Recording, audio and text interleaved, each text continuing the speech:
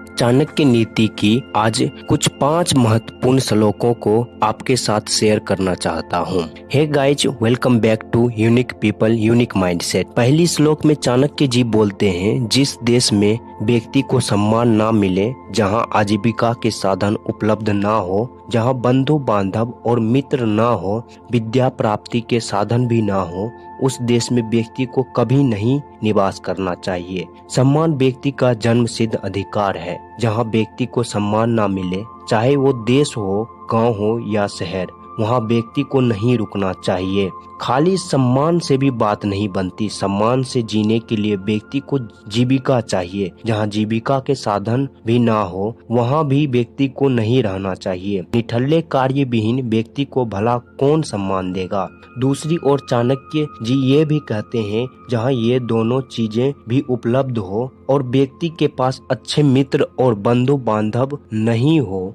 उस स्थान पर भी व्यक्ति को नहीं रहना चाहिए, क्योंकि संकट काल में मित्र और सज्जन ही काम आते हैं। इस पर भी जहाँ विद्या के साधन ना हो, जहाँ अनपढ़ और मूर्ख ही बसते हो, वहाँ तो व्यक्ति को हरगिज नहीं रहना चाहिए। जहाँ विद्या नहीं, वहाँ बुद्धि नहीं। जिसके पास बुद्धि नहीं, उसके पास कुछ भी नहीं होता। विद्याहीन को कौन सम्मान देगा, कौन रोजगार देगा, ऐसे मूर्ख से कौन मित्रता करेगा। अतः व्यक्ति को सोच समझकर अपने निवास का चुनाव करना चाहिए। दूसरे श्लोक में चाणक्य जी कहते हैं, संकट काल के लिए धन का संचय करो। साथ ही वे कहते हैं कि संचित धन भी नष्ट हो जाता है। अतः व्यक्ति को धन पर पूरी तरह भरोसा करके निठल्ले नहीं बैठना चाहिए। मनुष्य को अपनी शक्ति, बुद्धि और उद्यम पर भरोसा करना चाहिए। तभी वह विपत्ति को आने से रोक सकता है, अथवा आ जाने पर सूझबूझ के साथ उसे टाला जा सकता है। किंतु इसका अर्थ ये नहीं है कि व्यक्ति धन का संचय करे ही नहीं। संकट काल के लिए तो चींटी तक भोजन एकत्रित करके रखती है। वर्षा ऋतु उनके लिए संकट काल है, अतः वह पहले ही दाना दाना अपने बिलों में एकत्रित करती है। अतएव धन संचय करना आवश्यक है, लेकिन उस पर पूरी तरह निर्भर रहना भी मूर्खता है। आज के जमाने में इसे समझे तो आपको इन्वेस्टमेंट करना चाहिए, बल्कि आपको उससे ज्यादा स्किल एक्विजिशन करना चाहिए। चलिए तीसरे श्लोक में चाणक्य जी क्या बोलते हैं। आचार्य चाणक्य जी कहते हैं कि अच्छे कर्मों को करते हुए व्यक्ति एक क्षण भी जीवित रहे तो अच्छा है, सिवाय इसके कि व्यक्ति लंबा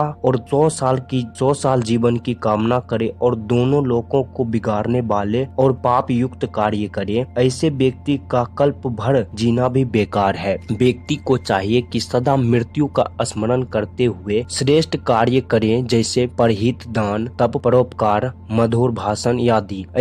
ऐसा ना सोचे कि मेरी मृत्यु अभी दूर है, अभी बहुत जीना है। यही सोचकर कुकर्मों में लीन रहे और अपने लोक परलोक दोनों ही बिगाड़ ले। ऐसा व्यक्ति जीवित नहीं माना जाता। जैसे हमारे देश के लिए भगत सिंह सिर्फ 23 सालों में फांसी पे खुशी खुशी चढ़ गए। चौथे श्लोक के साथ बढ़ते हैं। इस श्लोक में आचार्य चाणक्य जी बड़ी ही सुंदर बात कही है। गुण मनुष्य के रूप सौंदर्य को भूषित करते हैं। व्यक्ति कुरूप भी हो, लेकिन यदि उसमें गुण है तो उसकी कुरूपता भी सुंदर दिखाई देता है। 5वें श्लोक में धन के बारे में आचार्य चाणक्य जी क्या बोलते हैं। धन का नाश, मन का संताप, घर की बुराइयों को, किसी के द्वारा ठगे जाने को और किसी के द्वारा अपमानित किए जाने को विद्वान किसी के साथ प्रकाशित नहीं करता है। गुप्त रखने योग्य कुछ बातें आचार्य चाणक्य जी ने वर्णन किए हैं। वे कहते हैं, धन का नाश हो जाने का वर्णन विद्वान व्यक्ति को किसी दूसरे के सामने नहीं करना चाहिए। करवा है बल्कि सच है। लोगों में यह विश्वास होता है कि फला व्यक्ति धनवान है। धनवान व्यक्ति का समाज में अलग ही सम्मान होता है। निर्धन को कोई नहीं पूछता। लोगों को यदि इस बात का पता चल जाए कि वह व्यक्ति अब धनवान नहीं रहा, तो उसके सम्मान में फर्क आ जाता है। नीति की बात यही है, यदि लोगों में आपके धनवान होने का भ्रम है तो उस भ्रम को बना रहने दे। धन के नाश नाश होने का जिक्र किसी से ना करें। इसी प्रकार मन का संताप